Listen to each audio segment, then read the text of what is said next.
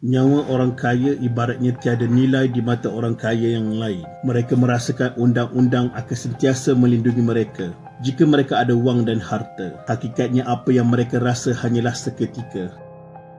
Di waktu rakyat Malaysia dilanda wabak, kita dikejutkan dengan satu kes pembunuhan yang melibatkan VVIP. Kes ini kedengaran seperti cerita-cerita filem, tapi itulah hakikat kes jenayah yang terjadi di Malaysia. Tanpa melengahkan masa, mari kita mulakan kisah ini.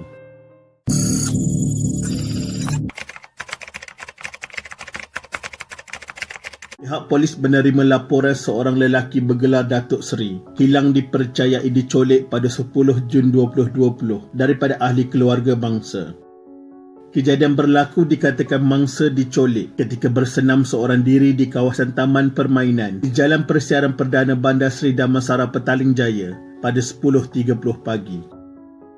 Polis menahan 7 lelaki termasuk seorang warga Bangladesh berhubung kes pencolekan ini. Kesemua suspek termasuk dalang utama berusia antara 30-an hingga 50-an itu ditahan menerusi beberapa siri serbuan di sekitar Selangor sejak jam 11 pagi. Hasil siasatan ke atas salah seorang suspek membawa kepada penemuan mayat pada tarikh 27 Jun 2020 iaitu setelah 18 hari mangsa dicolik. Pihak polis menemui mayat mangsa di kawasan Belukar di Batu 27 Jalan Rawang Bestari Jaya Rawang. Ketua Jabatan Siasatan Jenayah JSJ Selangor, Datuk Fazil Ahmad berkata, mayat lelaki berusia 55 tahun itu dikenali sebagai Datuk Seri R. Armugam ditemui kira-kira pukul 9 pagi. Soal siasat ke atas suspek mendakwa mangsa meninggal dunia selepas 3 atau 4 hari dicolik sebelum mayatnya dicampak di kawasan Belukar di tepi laluan berkenaan. Mayat sudah mereput ketika ditemui dan dihantar ke Hospital Sungai Buloh untuk proses bedah siasat. Buat masa ini, pihak polis sedang menunggu laporan bedah siasat daripada pihak hospital berhubung anggaran tarikh dan punca sebenar kematian mangsa. Katanya yang turut memaklumkan dalang kini direman antara 5 hingga 7 hari untuk siasatan dan 2 lagi suspek masih dalam proses permohonan reman.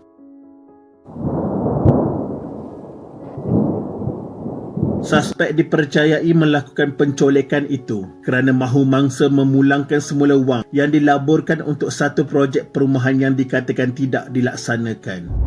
Perkara itu disahkan oleh Pengarah Jabatan Siasatan Jenayah Bukit Aman, Datuk Huzair Muhammad pada sidang medianya di Bukit Aman pada 30 Jun 2020. Bagaimanapun siasatan lanjut masih sedang dijalankan. Siasatan dijalankan membabitkan semua aspek.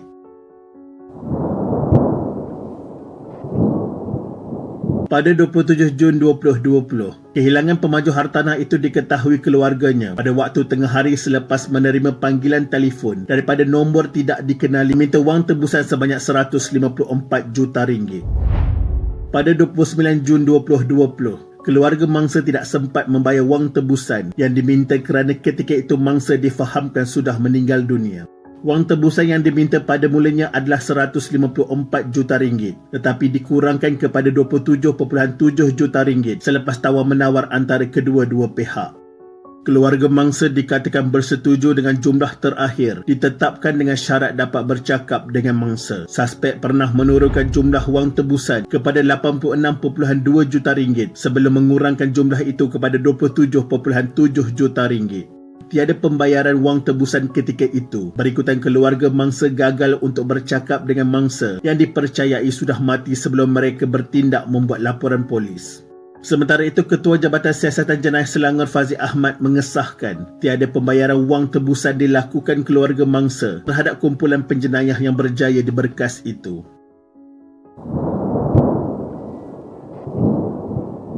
Mangsa dipercayai mati akibat sesak nafas. Namun punca sebenar kematiannya hanya akan diketahui apabila bedah siasat penuh dilakukan di Hospital Sungai Buloh. Belum dapat dipastikan sama ada mangsa didera teruk penjenayah sepanjang tempoh dia dicolik. Malah ketika ditemui, keadaan mayat mangsa sudah mula mereput. Melalui pemerhatian unit forensik, mangsa sudah mati sejak 4 hari sebelum mayatnya ditemui.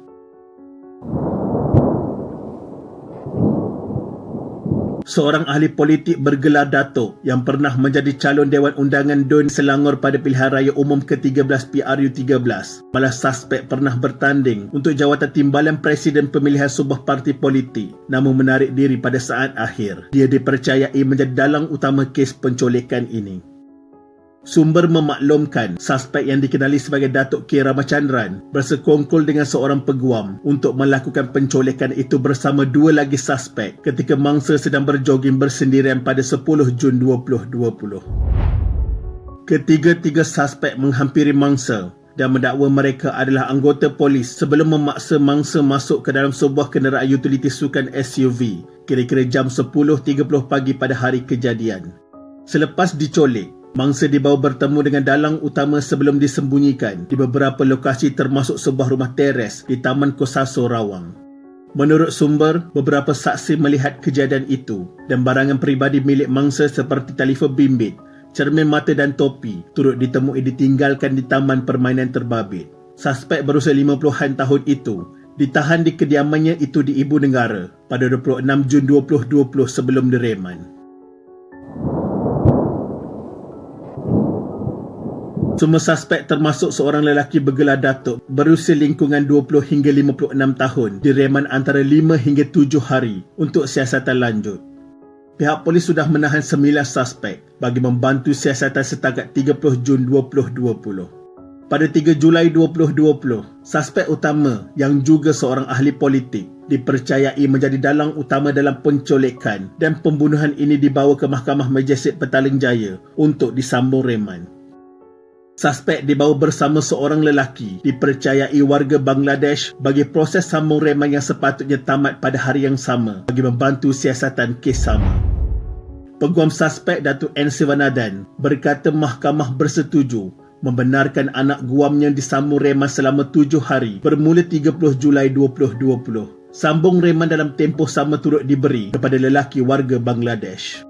Pada 9 Julai 2020, 6 individu termasuk suspek utama tiba di Mahkamah Magistrate pada jam 9.40 pagi menghadapi pertuduhan dipercayai colik dan bunuh.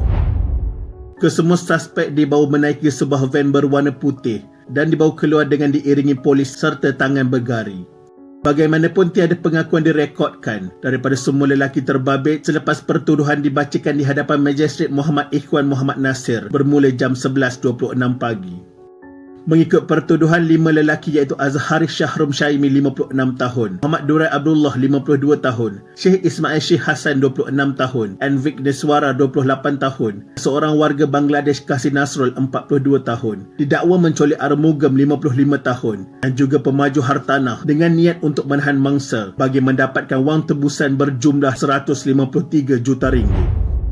Mereka dituduh mengikut Seksyen 3 Akta Colik 1961 dibaca bersama Seksyen 34 Kanun Kesesaan yang membawa hukuman mati atau penjara seumur hidup dan sekiranya tidak dihukum mati juga boleh dikenakan sebat jika sabit kesalahan.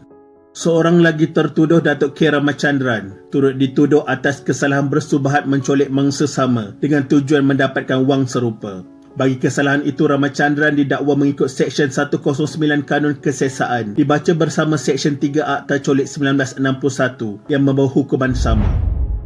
Dakwaan dikendalikan Timbalan Pendakwa Raya Hakim Amir Abdul Hamid. Dalam prosiding itu hanya seorang tertuduh iaitu Ramachandran diwakili Peguam R. Sevarash.